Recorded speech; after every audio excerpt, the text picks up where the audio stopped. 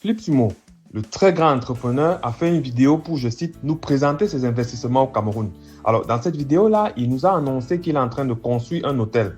Bon, déjà, je me demande pourquoi il a parlé de ses investissements au pluriel pour après annoncer un seul investissement. Mais bon, passons, restons concentrés.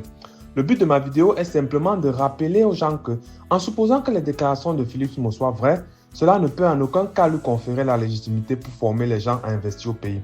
La raison est simple. L'annonce de la construction de cet hôtel s'est faite exactement de la même manière que l'annonce de tous ses projets précédents.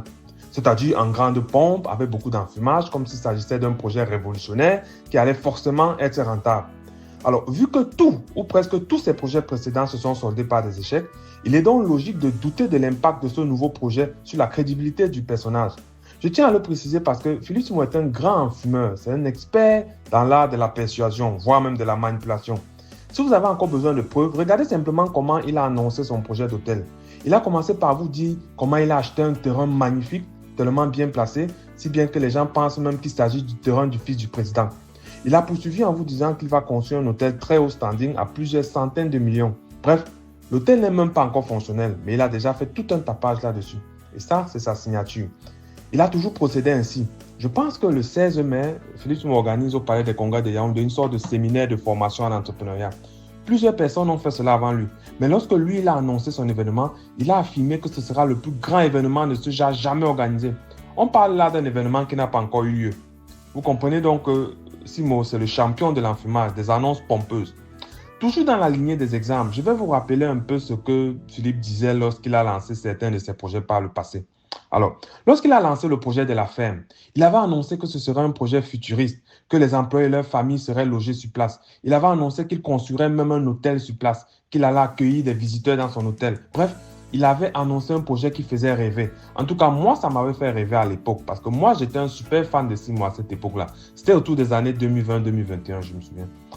Alors, autre exemple, lorsqu'il a annoncé le projet d'élevage de porc, il expliquait qu'il était allé dans une région particulière du Cameroun, sélectionner une race particulière de porc qui est très rare et qui allait lui donner de la très bonne viande. Il disait qu'il travaille avec un expert qui s'y connaît en porc et cet expert a été chargé d'aller s'assurer que les pourceaux qu'il allait acheter étaient d'excellente qualité. Mais quelques jours après, tous ces pourceaux-là sont morts dans sa ferme. Vous voyez? Autre exemple, lorsqu'il a lancé le projet d'élevage de pastèques, il avait expliqué comment ce projet va le rendre multimillionnaire.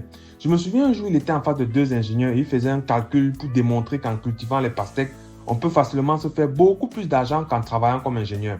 Des calculs qui bien sûr ne fonctionnent que dans sa tête à lui, puisque lui-même il a abandonné ce projet d'élevage de pastèques, de culture de pastèques.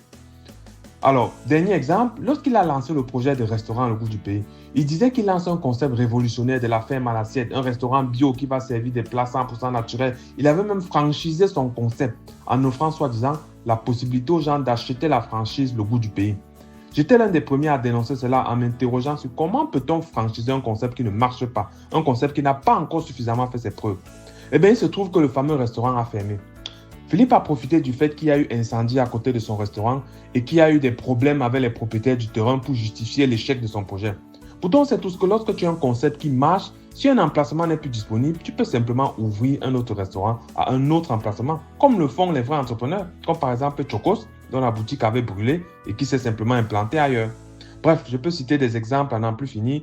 Mon but est simplement d'attirer ton attention sur le fait que ce n'est pas parce que Philippe annonce un nouveau projet que cela lui donne une quelconque crédibilité.